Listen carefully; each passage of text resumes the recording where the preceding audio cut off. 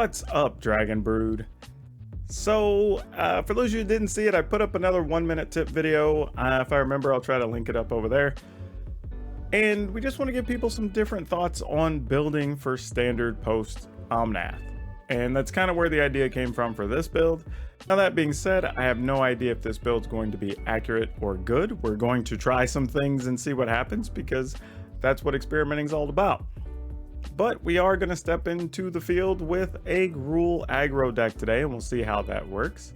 Also, through this video, don't mind me if I'm sniffling a bit. Don't worry, it's not the COVID. I've actually had a COVID test as of 2 days ago, and I have none. So no concerns there. Just a bit sniffly today. That being said, remember to please like this video to help us get in front of more people. Hit that subscribe button to let me know that you appreciate me, and then hit the notification bell because that's for you to let you know every time I have a video up. But let's go hop into the trenches and see what the newest version of Gruul Aggro can look like. Okay, so taking a look at this deck, it's going to be kind of interesting and a weird mix of cards, but we're just trying things out to see if they actually work right now. So the final version may look completely different, but we're going to give this a go. So we're starting out with 3 Spike-Filled Hazards. Partly because if you're playing against rogues, there's still some 1 toughness things you can pick off early. There's a few other odds and ends creatures that come in with 1 toughness that you get a chance to kill if you have it. And it can be finishing damage or, excuse me, let a creature take down something bigger where you're maybe 1 damage short. So that's an option. We're playing Kargan Intimidator, and I really debated what the second or the main 2-mana creature was going to be in this deck, and I settled on Kargan Intimidator, 1 because it's larger, 2 because it can pump its toughness, and you can sometimes force damage through. You can put opponents in situations where they have to leave multiple blockers back and that sort of thing, so we'll see how important that is. We're playing a couple of ram throughs just to kind of supplement some of our removal. Playing Scavenging Oozes because there's a lot of stuff you just can use Scavenging Ooze against right now. It's arguable that should maybe be a 4th one in place of the Brushfire Elementals, but I do want to experiment here at least and see how we feel about it. If we end up not really liking the Elementals, I'll probably make it either a 4th Scavenging Ooze and 1 Galea, or probably just play 2 Galeas in that spot. I'm going with Bone Crusher Giant because it's just a great card. Garruk's Harbinger. This is one that I sat on for a little bit and tried to decide what I wanted to do with it. And I ultimately decided that I wanted 4 copies in. We're seeing a lot of decks that are going heavy on the black removal right now, including, you know, Dimir Rogues, Dimir Control, various other decks that are splashing for a lot of different removal, whether it's Heartless Act or Blood Chief's Thirst or whatever. Those are becoming the chosen options, and Harbinger lets you get around all that. Playing 3 Kazandu Mammoth, should be a 4th, but I was trying to make room for a Klothys because, again, it removes stuff from graveyards, gives you a long-term game plan against all these removal decks and these mid-rangey things. Playing 3 Questing Beast, I just couldn't find room for the 4th one, unfortunately. Playing 2 Elder Gargaroth, 3 Embercleave, and then some Turntimber Symbiosis, Great Hinge, Primal Mites, and Shatterskull Smashing. We're playing no Fabled Passages in the land, so just Swamps, Mountains, and the Pathways.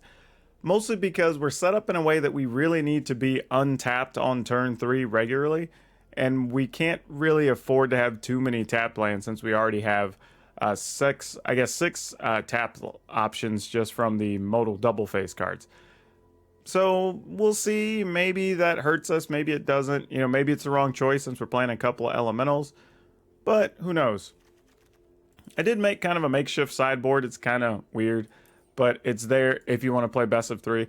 I feel personally this is probably a better best of 3 deck than a best of 1 deck, but you know, we're going to go into the arena, play our best of 1s, and we're going to find out. Oh boy, this is a hard one to throw. I think we have to keep it. I mean, we effectively have 4 lands if we need it. Oh, well, there you go. We have a Spike-Filled Hazard just for that thing. So let's go ahead and kill that. Yeah, I want to get away from Spike-Filled Hazard and just play Shock, but the fact that it can be a land has just been too convenient, unfortunately. Or fortunately, I guess, depending on how you look at it. We'll also play a Scavenging Ooze. There's a good chance you're just going to stomp this and then remove our ooze. But that's fine. Nope, a brush fire element. Alright. Sure, I'm not interested.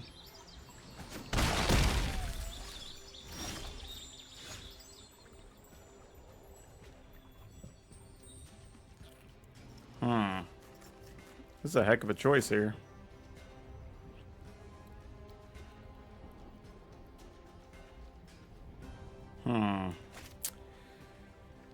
Because I'm just thinking I could just play Mammoth here and then play Questing Beast next turn, or I could just play Clothis here to kind of force the opponent's hand, but...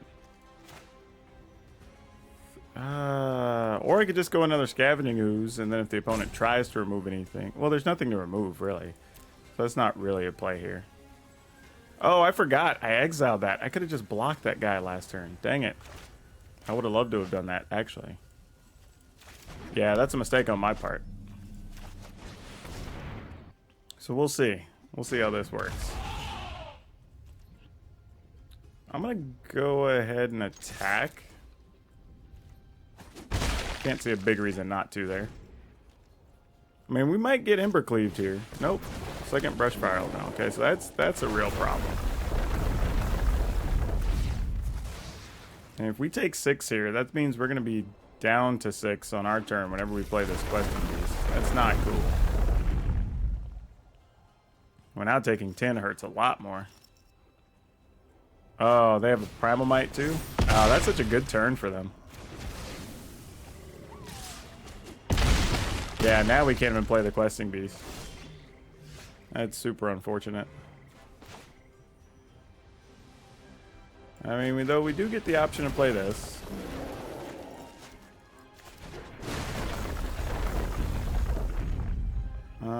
We only have one creature in the yard, so... Alright. We'll go ahead and beat them to the punch on that.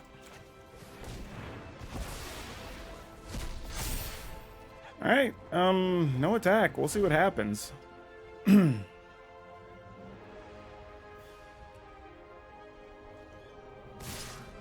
gosh, that's not good. I guess we're just dead then, right?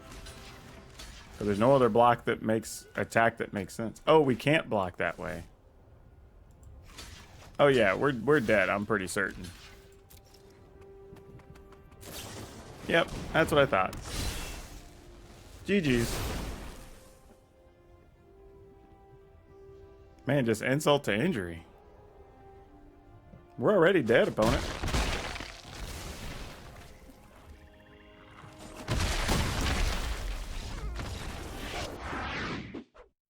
Ooh, boy. This feels like it doesn't do anything, but sure, we'll find out.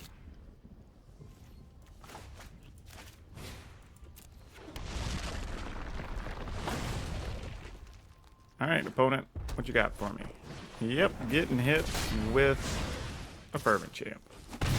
Fair enough. Oh, we are so far away from casting that. Alright, let's see what the opponent's up to. Alright, well, nah, we're not. I was gonna say we could use this and kill something bigger on the next turn, but truth be told, we want to have this mana so we can try to play a Gargaroth down the road. That stands to be really big in this match. So we can't really ignore that. And the good news is we found the land for it. So let's see what the opponent's got. Really comes down to what removal cards they're playing here. Yeah, we're definitely about blocking here. Because now we're just buying time to Gargaroth. That's our new goal. Sadly, we have to put this into play. Don't love that. But I think we have to. I mean, we could have done this and then not taking damage, but if we don't draw another creature, I want to at least have something in case, for whatever reason, something happens to the Gargaroth. Alright, well, we should be pretty good to go now. Not a chance they're going to have many options against that, plus we have an Ember Cleave for it, So even if they found a way to play this giant, they're going to be in a lot of trouble.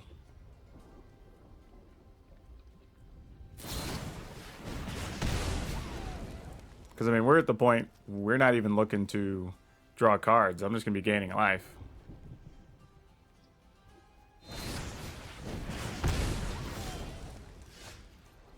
Yeah, I can't imagine. Yeah, I was like, there's nothing they were going to be able to do. This is an ugly keep, but I'm going to keep. I don't hate it. We can tap Mammoth on 1, play Intimidator on 2, play Intimidator on 3, Questing Beast on 4, maybe, and take minimal damage in the process.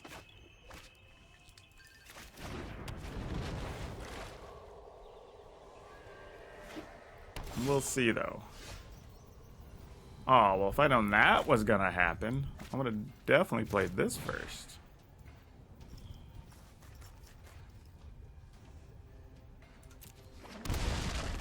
Alright. We'll assume this Intimidator's dead. Though they may not, because they might want to use like a Blood Chief's Thirst on their turn. Nope, they decided Grasp of Darkness is the way to go.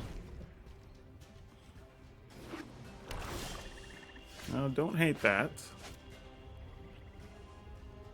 I think what we're going to do then is just give them some of our lesser targets. Slowly work on their removal cards this way. Same thing next turn, we'll probably just play the Mammoth.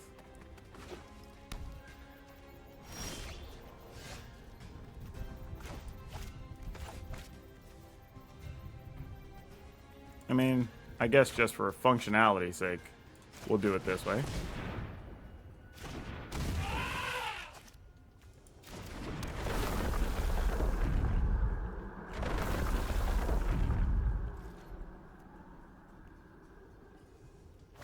Oh, they're just drawing a card. They didn't even kill our Mammoth. Okay. Not sure what that means. We do already have 6 lands, so it's possible we will actually just cast the Symbiosis this game. Necromentia. Name a card. Okay, what are they going to name? Probably a Planeswalker, Vivian or something. Because that's probably what I would try. Unless they're really just afraid of Questing Beast. But yeah, I have no idea what the opponent would name here. There's too many cards I'd be concerned with.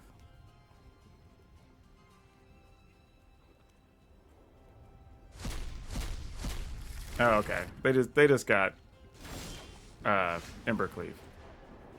It's totally reasonable. I don't even fault them for that. Let's... Well, they know it's in our hand now, so...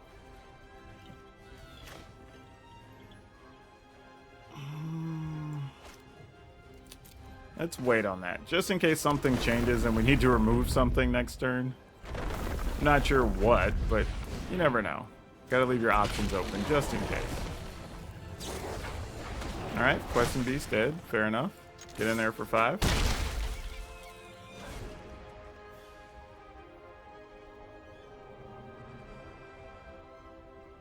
I mean, they're playing a lot of removal. They might just try to Croxa here, honestly. They'd be able to get it into the yard, but they wouldn't be able to get it back. Nope, there's an extinction event for a whole 1 card. The old 1-for-1 extinction event. Alright, well this has to come and play tap now. Let's go...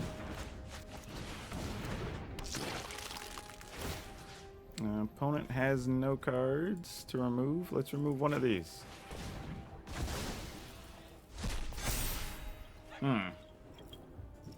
Alright, so no Heartless Axe, huh? Okay. I'm gonna at least see if I can get them to 1-for-1 this, if it's another extinction event.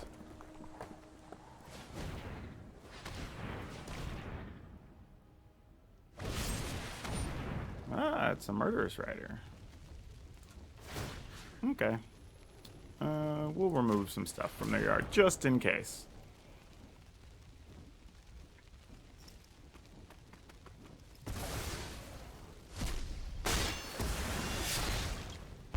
Alright, they're at 8. They will get to gain some life back from blocking. But they are getting low on cards here. Well, 1, 2, 3, 4, 5, 6, 7, huh? And we've used one of the other turn timber symbiotes, so we only have one left if we do this. Okay. I'm game.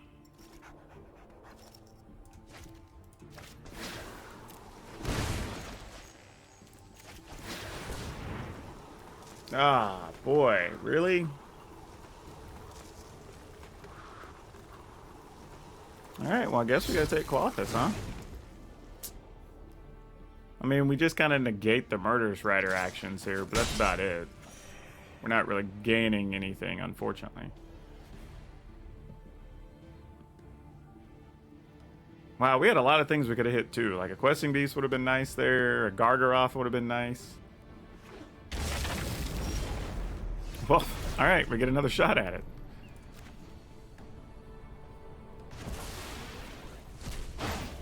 Alright, I guess we could see what that last removal card was. Ugh, just a Bone Crusher Giant. Alright, well, at least they kill it, they take 2. So there's that. And they can't grasp with Darkness it unless we block. Opponent's at 6. Effectively at 8. Did pause, so they have some instant there they can cast. Alright, Agonizing Remorse. That is a little unfortunate. Not the end of the world, though. Alright, they're going to 3. Well, now they're in trouble. That'll put them to 1. Yeah, they can't target the Bone Crusher Giant now.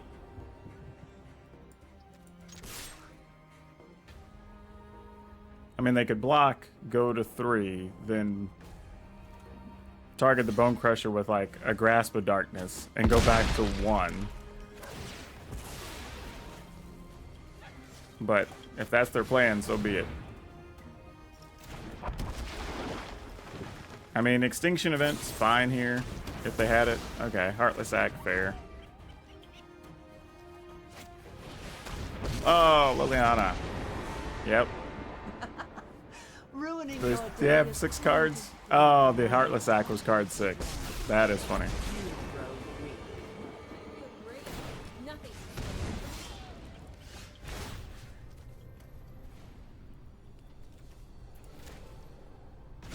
Alright, opponents at 1.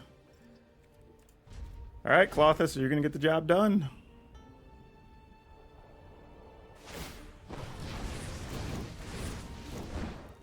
Yep, looks like we are.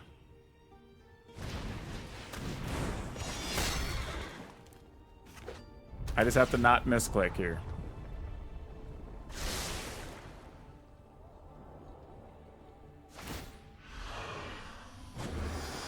We're doing things my way. Ooh, Colossus got there. Okay, y'all. After playing a few games, what I think I'm going to do is go in here and look at things at almost from a Gruul Adventures standpoint and see about making some changes based on that. I think that's probably just a smarter move here. I think the package of being able to have like the Gem Razor, being able to every once in a while get some cards off of like an Innkeeper, I think it's just more closely aligned with what we want to be doing. Even though, like, you know, I do like the Spike Fill Hazard and that stuff, I just don't know if it's really doing what we want it to do. So let's go ahead and, I guess, Brush Fire. We'll add those in. And then, I mean, I still want to play some amount of Colossus and probably, man, this is just so tough. Mostly because these cards are resilient to a lot of what people are doing right now. Granted, Klothys is bad against the aggro decks, but good against everything else. But I'm willing to take a risk to have a couple of them in the deck. Harbinger. We can put 2. Honestly, we might even be able to go to full 4 main. Maybe not. Maybe just 3 is where we want to be. And then I'm not even sure what I want the last card to be. I mean, we're playing Bone Crusher Giants. We're playing the Love Struck Beasts. I'm not even sure. I mean, we don't even want it to be an Embercleave. You know what I might do? 1 Inscription maybe and try that out. Still have just the Fabled Passages. That's 12, 16, 17, 18, 19, 20, 21. 22, 23, 24. Nah, if we're going to do that, we're going to need the extra lands in here. We're going to have to just trim stuff in different spots. I mean, that does give us 30 creatures, though, which is pretty nice.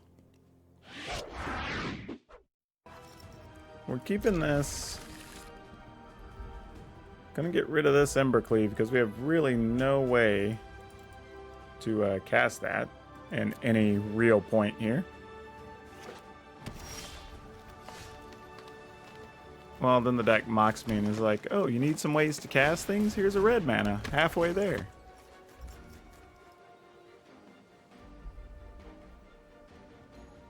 Would like to draw another small creature here, though. Something we can run out.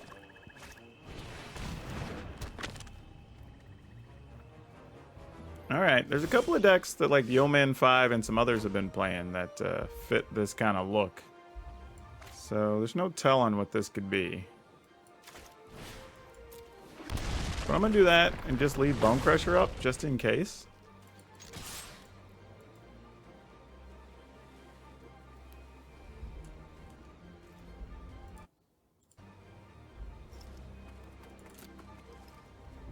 Alright. And then we'll just pass. I think we're going to be seeing a lot of Maze Mine Tome in the format as well. Opponent opted not to put a counter on Inscry. Okay. That is an interesting thing to note. Alright, well, we will kill the Visionary just to slow their mana a little bit. Because if they did drop something like a Gargaroth next turn, we would not be totally prepared to deal with it. Alright, this is a match where Klothys could be important, so nice to have that here. And its indestructibility may be pretty nice.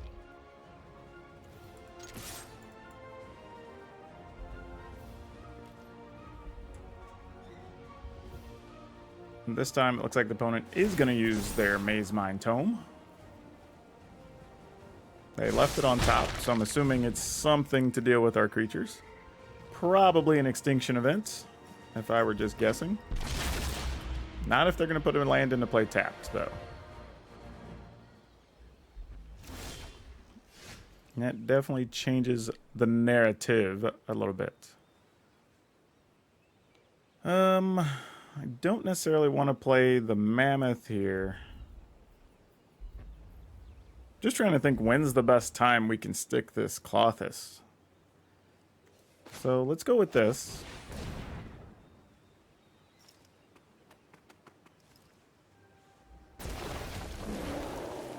We'll put a land in tapped. I mean, this is 8 damage. The opponent will have to kill something here, I'd imagine. I'd be really surprised if they don't. I guess in reality, I could have just played the Mammoth as a land here. So there's a chance I could, like, Klothys and something the following turn. Now, here, if they do tap out for Gargaroth, we're a little better off, because we can put this in, pump this up, turn this into a 6/6, fight a Gargaroth if we had to. Alright, Scavenging Goose has one thing in the graveyard. And that is relevant to our interest. One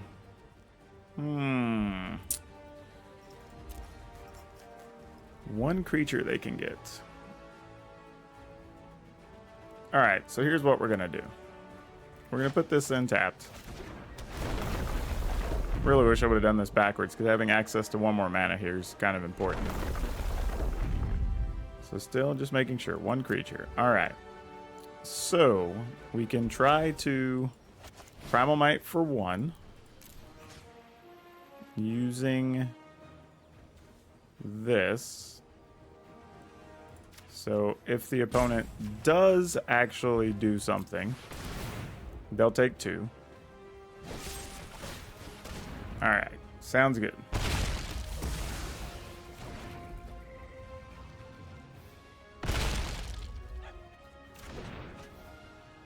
And then we will do this also for 1. The other important thing there is, if for some reason a card like Extinction Event is in their wheelhouse, it does make it less likely they can sweep our board.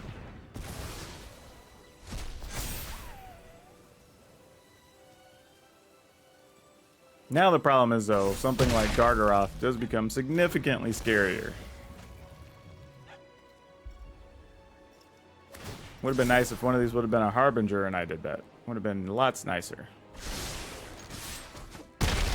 But they weren't, so we'll just have to see what we can do here.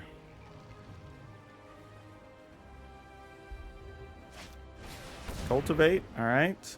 Into something. I mean, I will admit, the benefit of doing it the other way, if we'd have done the Elemental first, then the Bone Crusher Giant, is I would still have a 4-power creature, which is probably what I should have done. But I also took the option of dealing 2 extra damage there in case they did have ways to eliminate our creatures. So here I'm actually just hoping for a land. Okay, we didn't have it. So let's just... Not that. Not that. Definitely not what we were looking for.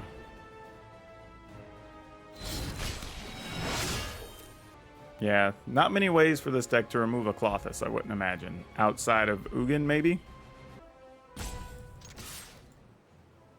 Which they are 1 mana from Ugin. So, I mean, that could happen. Wouldn't love it, but it could. I'm gonna go ahead and get this into place so we have double red. I mean, we could technically get that if we had to remove a land from somewhere. Actually, we don't have any lands in the graveyard, so we would not have been able to do that. So yeah, definitely needed that second red. Here's a Gargaroth. Need one of our last Primal Mights here, deck. It's probably our only saving grace here. That's not the worst thing.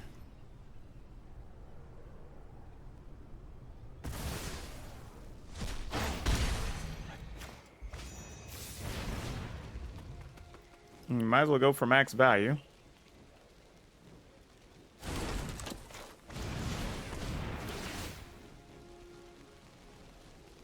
Scavenging Ooze, maybe?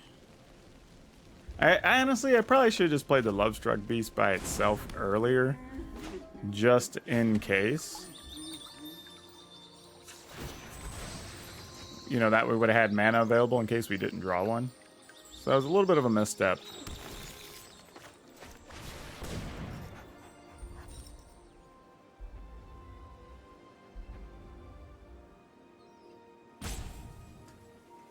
Alright, don't know what's in their hand. But they're going to get a card or some life. And possibly not even lose their Gargaroth, unfortunately.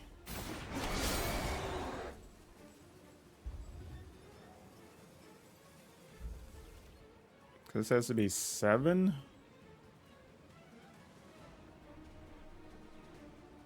One, 2, 3, 4, 5. So we have exactly 7. So, yeah, it's not likely we're going to get to keep Klothys as a blocker. I would like to believe otherwise, but I know better.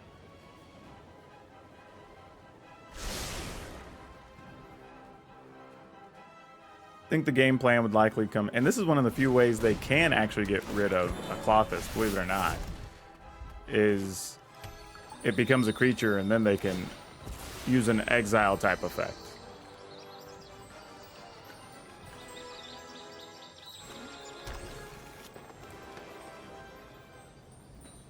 I mean, if they have a removal card here, we're in trouble. because all they have to do is remove the questing beast, or the love struck piece. But looks like they're digging, so maybe they don't have it. Alright, another Maze Mine Tome.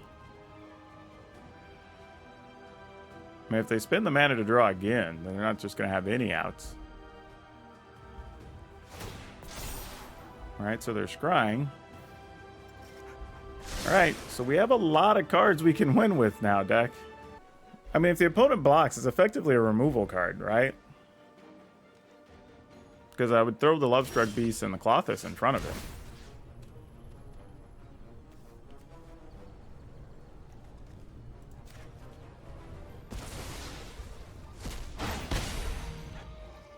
So opponent's at 3. They can go to 6. They can block Klothys, Lovestruck Beast, well, they'd probably block Lovestruck Beast, Harbinger, because that's what I would do. Then take 4, 5, 6, 7.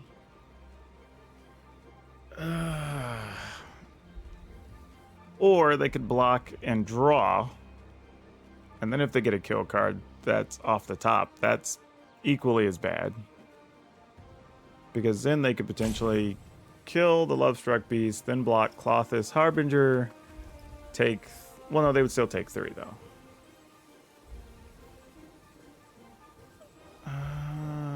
If they had a removal in hand, would they have used it last turn?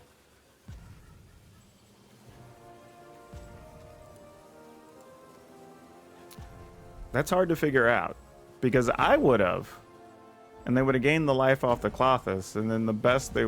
I mean, worst case scenario, off the Gargoth. But then they would have just taken out pretty much our whole board. I mean, I guess they could be playing really defensively. But these would give them too many options. Yeah, alright. That's probably a bad attack.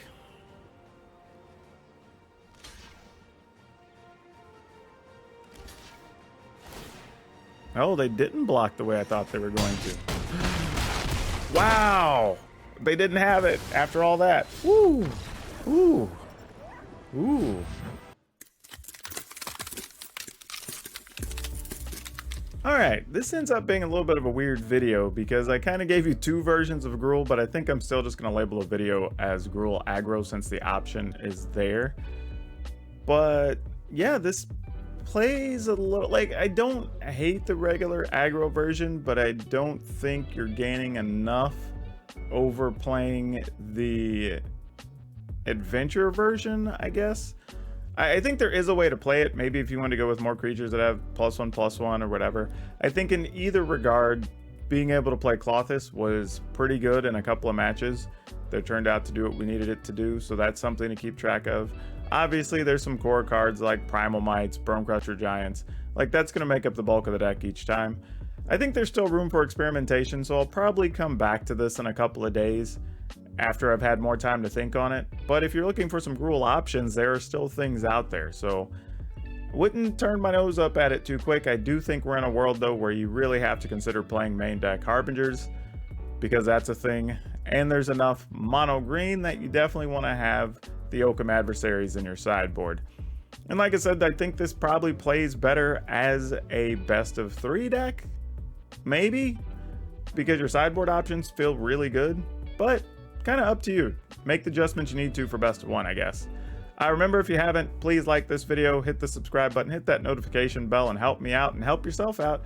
And remember, down in the description below, you can download the deck list.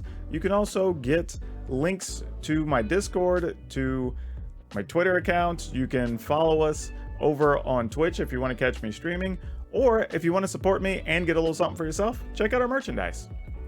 But that's all I have for you for now. We'll see you next time.